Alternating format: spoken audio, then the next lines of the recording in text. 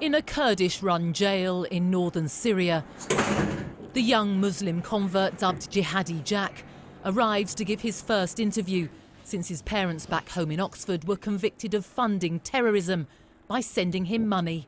Two 60-year-old atheists being convicted for Islamic terrorism doesn't really make much sense. I feel guilty for what I put them through. That being said, they didn't actually do anything wrong. They sent me money to leave, etc. And they didn't actually, it's not like they were actually funding some sort of terrorist activities. Jack Letts was only a schoolboy when he left home in May 2014, saying he wanted to learn Arabic in Jordan. But 4 months later, to his mother's horror, he called home to say he was in Syria. I wanted to fight the regime. Like anything, I never fought anyone except for the regime. But he says he became disillusioned.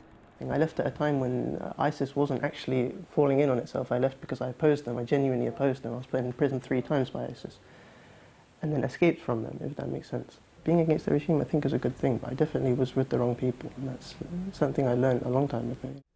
Now he wants to come home.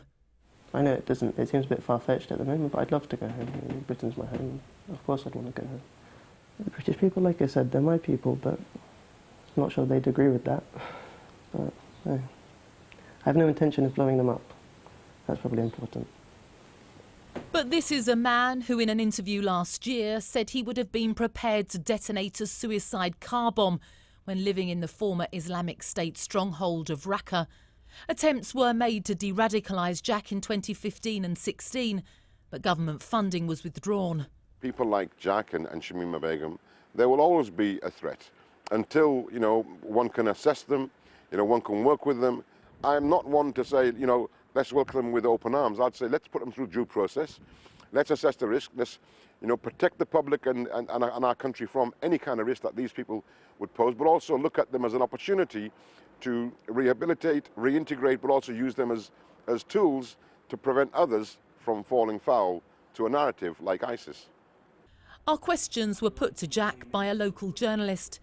The 23-year-old has already been in prison for 2.5 years and has no idea if his Iraqi wife is still alive, nor has he met his son.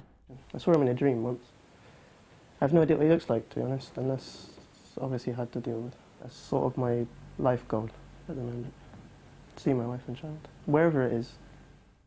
But he says no one's prepared to decide what to do with him, and the Home Office won't comment on individual cases. Jack's parents received a 15-month suspended sentence on Friday.